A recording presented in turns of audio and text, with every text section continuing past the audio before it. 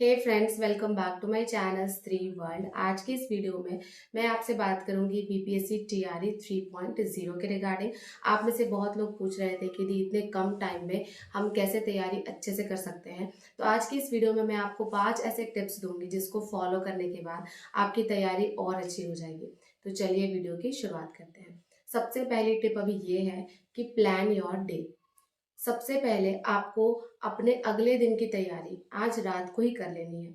अगले दिन आपको क्या पढ़ना है, कितना पढ़ना है, कौन से टॉपिक को रिवीजन करना है, कौन से टॉपिक को शुरू करना है, कौन सा टॉपिक कंप्लीट करना है, ये सब आपको एक दिन पहले पता होना चाहिए। अपने डे को प्लान कर लीजिए, तभी आप ना अपने दूसरे वाले दिन को एकदम अच्छे से यूटिलाइज कर पाएंगे। बहुत बार हमारे साथ क्या होता है कि हम सुबह उठ तो जाते हैं, लेकिन उठने के बाद हमारा बहुत सारा टाइम इस कंफ्यूजन में निकल जाता है कि हम पढ़े क्या, शुरू कहाँ से करें। तो इसीलिए रात में ही 1 घंटे सोने से पहले आप इसकी तैयारी करके सोइए कि अगर आप सुबह 6 बजे उठते हैं, 7 बजे उठते हैं, तो उसके बाद आपका दिन कैसा होना चाहिए और कौन कौन से टॉपिक आपके अगले दिन कंप्लीट होने चाहिए। तो जब आप अपने दिन की तैयारी एक दिन पहले ही कर लेते हैं तो दूसरा दिन आपका बहुत ही ज्यादा यूजफुल जाएगा। अगर मैं लड़कियों की बात करूं तो बहुत बार ऐसा होता है कि हम जब मैरिड होते हैं तो हम बताते नहीं है किसी को कि हम किसी एग्जाम की तैयारी कर रहे हैं, और इस वजह से बाहर के लोग हमें बहुत ज़्यादा डिस्टर्ब करते हैं। जैसे जो लोग मैरिड होती हैं उनको बहुत सारा घर का काम करना होता है, बट हम अपने इन लॉ से छुपा लेते हैं कि हम इस एग्जाम की तैयारी कर रहे हैं, उनको बताते नहीं है कि हम पढ़ाई कर रहे हैं। तो फिर क्या होता है कि बहुत लोग हमें काम करने के लिए फोर्स करते हैं, हमें डिस्टर्ब करते हैं, क्योंकि उनको एक्चुअल रीजन पता नहीं होता है कि हम आखिर काम करने से भाग क्यों रहे हैं। तो इसीलिए आप क्या कीजिए कि आप अब सबको रिवील कर दीजिए कि आप बीपीएससी टीआरई 3.0 की तैयारी कर रहे हैं।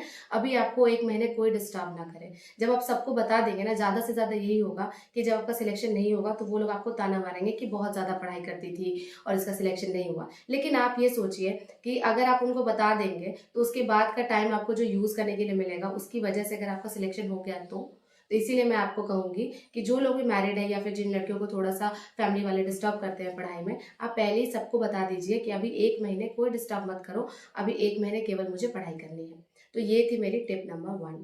टिप नंबर 2 ये है कि जब भी आप सुबह उठते हैं तो उठने के बाद का जो 1 घंटा है उसमें आपको पढ़ाई करना है। क्योंकि जब हम सुबह सुबह पढ़ाई कर लेते हैं ना कहीं ना कहीं ब्रेन को ये सिग्नल पहुंच जाता है कि अभी पूरे दिन हमें पढ़ाई करनी है। सुबह का टाइम क्या होता है, जरूरी नहीं है कि आपको सुबह 4 बजे उठकर ही पढ़ना है। अगर आप सुबह 6 बजे भी उठते हैं, 7 बजे भी उठते हैं, तो उसके बाद का 1 घंटा एकदम रखिए कि उठने के बाद आपको पढ़ना ही पढ़ना है। इससे ब्रेन को सिग्नल मिल जाता है कि आज का पूरा दिन पढ़ाई में हमें बिताना है। सुबह का टाइम प्राइम टाइम होता है, हमारी एनर्जी उस समय सबसे हाई होती है, हमारा दिमाग शांत होता है, तो जो चीज भी हम पढ़ते हैं हमारे दिमाग में ज्यादा अच्छे से जाकर बैठता है। वही क्या होगा कि आप सुबह उठने के बाद सारे काम कर लेंगे तो आपका माइंड कहीं ना कहीं डिस्ट्रैक्ट हो जाएगा, और अपने दिमाग को चारों दिशाओं में डिस्ट्रैक्ट करने के बाद, घर के सारे काम खत्म करने के बाद फिर हम सोचते हैं कि चलो अब पढ़ाई करते हैं, अब पढ़ाई में कॉन्सेंट्रेट करते हैं, तो वो ऑब्वियस सी बात है कि आप कॉन्सेंट्रेट नहीं कर पाइएगा। तो इसीलिए सुबह उठने के बाद 1 घंटे, क्या मैं तो कहती हूँ कम से कम 2 घंटे जरूर पढ़ाई कर लीजिए। अगर आप उतना कर लेंगे तो दिमाग में कहीं ना कहीं रहेगा कि हाँ सुबह में मैंने पढ़ाई कर ली है, उसके बाद आप कितना भी काम कर लीजिए, आप दोबारा वापस पढ़ाई करने जरूर आइएगा। ये टिप मैंने बहुत ज्यादा फॉलो करी है अपनी पूरी प्रिपरेशन जर्नी के दौरान। मैं कोशिश करती थी कि सुबह उठकर 2 से ढाई घंटे की पढ़ाई कर लूं, क्योंकि 2 से ढाई घंटे पढ़ने के बाद ना बहुत ज्यादा सेटिस्फैक्शन होता था, लगता था कि अब आज का दिन भी ना बहुत अच्छा जाएगा, आज का दिन भी मैं आराम से यूटिलाइज कर लूंगी अगर मैंने अपने मॉर्निंग आवर को यूटिलाइज कर लिया है तो। टिप नंबर 3 उनके लिए है जो लोग लॉन्ग आवर्स तक पढ़ाई नहीं कर पाते हैं। तो जो लोग लॉन्ग आवर्स तक पढ़ाई नहीं कर पाते हैं, मैं आपको यही कहूंगी कि आप 50-50 मिनट का टाइम स्लॉट लगा कर पढ़िए। 50 मिनट आप पढ़ाई कीजिए और 10 मिनट रिलैक्स कीजिए। लेकिन हाँ, 10 मिनट जो आप रिलैक्स करने जाते हैं ना, उसमें आप व्हाट्सएप, इंस्टाग्राम, फेसबुक ये सब बिल्कुल भी मत चलाइएगा। क्योंकि कभी कभी हमारे साथ ऐसा होता है कि हम 10 मिनट रिलैक्स करने तो जाते हैं और जाकर यूट्यूब पर एक शॉर्ट्स देखते हैं, और शॉर्ट्स देखते देखते कब 1 घंटा पार हो जाता है पता नहीं चलता है। और आपको पता है जब आप बहुत सारा मीडिया कंज्यूम कर लेते हैं दिमाग में ना, तो आपका दिमाग टायर्ड हो जाता है, उसके बाद फोकस बनाना मुश्किल ही नहीं नामुमकिन है। तो इसीलिए मैं आपको कहूंगी कि अगर आप 50 मिनट का टाइम स्लॉट बना रहे हैं पढ़ाई करने के लिए, तो उसके बाद अगर आपको 10 मिनट रिलैक्स करना है, तो मैं क्या करती थी, मैं आराम से आंख बंद करके सो जाती थी। जैसे मेरा जो स्टडी स्लॉट होता था वो 2 से ढाई घंटे का होता था, तो उतनी देर पढ़ाई करने के बाद मैं थोड़ा सा रेस्ट आधे घंटे का करती थी, आंख बंद करके सो जाती थी। जब हम आंख बंद करके सोते हैं तो उससे क्या होता है कि जो चीज़ हमने पढ़ी होती है 2 से ढाई घंटे में, ब्रेन उन चीज़ों को दिमाग में अच्छे से एडजस्ट कर लेता है उतने देर में। तो ये एक टाइम जो है, थोड़ा सा आपको पढ़ने के बाद रेस्ट करना बहुत ज़्यादा ज़रूरी है। तो अगर आप 2 से ढाई घंटे का टाइम स्लॉट नहीं बना पाते हैं, कोई बात नहीं, आप कम से कम 50 मिनट का टाइम स्लॉट बनाइए और 10 मिनट रेस्ट कीजिए। तो इससे क्या होगा कि 50 मिनट पढ़ना आपके लिए बहुत मुश्किल नहीं होगा। आपको लगेगा कि अरे चलो 50 मिनट से तो मुझे पढ़ना है।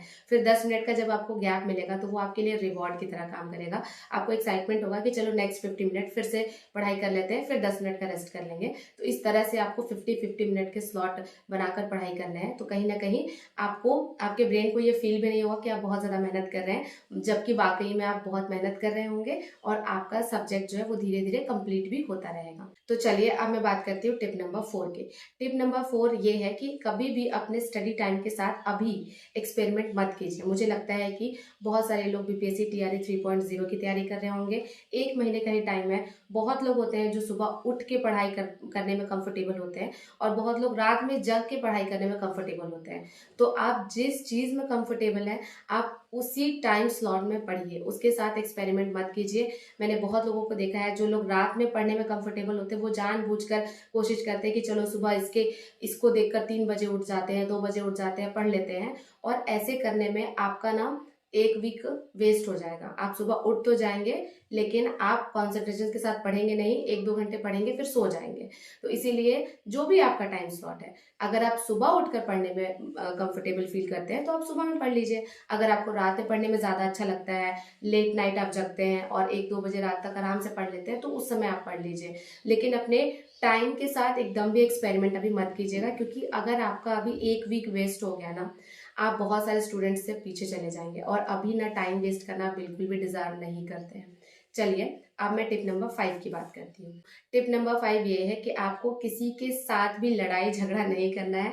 आपको लगता होगा कि ये बहुत ही फालतू टिप है, लेकिन ये आपके लिए सबसे काम की बात है, क्योंकि जब हम किसी के साथ ऐसी बहसबाजी कर लेते हैं ना थोड़ा बहुत, तो कहीं ना कहीं दिमाग में वो चीज़ें घूमती रहती हैं, उसकी वजह से हमारा पढ़ाई डिस्टर्ब होता है। तो किसी के साथ भी इंटैंगल मत होइए। अगर दूसरे की गलती भी है ना तो उसको जाने दीजिए, अपना मुंह बंद रखिए और केवल पढ़ाई पे कॉन्सेंट्रेट कीजिए। क्योंकि आपको पता है अभी ना पढ़ने वालों की कमी नहीं है। ये एग्जाम अगर 15 दिन में भी हो रहा होता ना तो भी पास करने वाले कैंडिडेट होते, क्योंकि अभी पता है अभी कैंडिडेट्स की कमी नहीं है, अभी वैकेंसीज की कमी है। कैंडिडेट बहुत ज़्यादा है, वैकेंसीज बहुत कम है। और अभी भी एग्जाम जो है वो टाइम से होगा, टाइम से रिजल्ट भी आएगा, लोग सेलेक्ट भी होंगे, उनकी ज्वाइनिंग भी होगी। तो जिनको ये लग रहा है ना कि इतने कम टाइम में तैयारी कैसे करें, आप बस ये समझ लीजिए कि जो कैंडिडेट सेलेक्ट होंगे वो जैसे तैयारी कर रहे होंगे आपको भी वैसे ही पढ़ना है। अगर वो सिलेक्ट हो सकते हैं तो आप भी सिलेक्ट हो सकते हैं, अगर वो मेहनत कर सकते हैं तो आप भी मेहनत कर सकते हैं। टाइम हर तरह के कैंडिडेट के पास सेम होता है, हम उसे यूज़ कैसे करते हैं ये हम पर डिपेंड करता है। कुछ लोग दिन भर फ्री होकर भी अपने टाइम को आराम से वेस्ट कर देते हैं और कुछ लोग पार्ट टाइम जॉब करते हुए भी जॉब निकाल लेते हैं। तो ये कहीं ना कहीं मैटर करता है कि हम टाइम को कैसे यूटिलाइज करें। अगर आप टाइम को अच्छे से यूटिलाइज करेंगे तो आपका टीआरई 3.0 में सिलेक्शन कन्फर्म है। बहुत लोग कह रहे थे कि ऐसे कैसे हो सकता है इतनी जल्दी एग्जाम। देखिए सिस्टम हमारे लिए कभी भी चेंज नहीं होगा, हमें सिस्टम के अकॉर्डिंग चलना है। सिस्टम हमारे अकॉर्डिंग तो बिल्कुल भी नहीं चलने वाला है।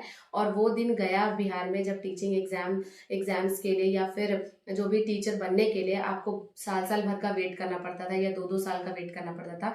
अब आप 2 महीने में टीचर बन जाएंगे अगर आप मेहनत कर रहे होंगे तो। आके देखिए टीआरई 2.0 में भी बहुत कम टाइम मिला था, लगभग 50 दिन का ही टाइम मिला था, पर वहाँ पर भी कैंडिडेट सेलेक्ट हुए हैं। मैं खुद सेलेक्ट हुई 6 to 8 और 9 to 10 में, तो वहाँ पर भी कैंडिडेट सेलेक्ट हुए हैं और कट ऑफ भी बहुत हाई गया है। ऐसा नहीं है कि कट ऑफ बहुत कम गया है, तो कैंडिडेट्स की तो कमी है नहीं। और इस बार भी मुझे लगता है टीआरई 3.0 में भी कट ऑफ बहुत हाई जाएगा। तो इसीलिए मैं आपको यही कहूँगी कि ये जो बकवास न्यूज़ आप देखते हैं ना कि हम आंदोलन करेंगे या फिर कुछ भी, आप ये सब पे भरोसा मत करिए, क्योंकि कुछ फ़ायदा नहीं है ये सब करके। आपको अगर फ़ायदा है ना तो सिर्फ एक चीज़ में, आप पढ़ाई करने में। आप पढ़ाई कर लीजिए, आप बहुत फायदे में रहिएगा। हो सकता है कि टीआरई 3.0 में आपका सिलेक्शन हो जाए, और अगर टीआरई 3.0 में इन केस सिलेक्शन नहीं भी हुआ तो वो नॉलेज आपको कहीं ना कहीं काम आएगी टीआरई 4.0 के लिए। तो मैं तो आपको यही सजेस्ट करूंगी कि आपके पास जितनी भी एनर्जी है, जितना भी टाइम है, सब झोंक दीजिए पढ़ाई करने में, क्योंकि अभी आपके लिए पढ़ाई से ज़रूरी कुछ नहीं होना चाहिए।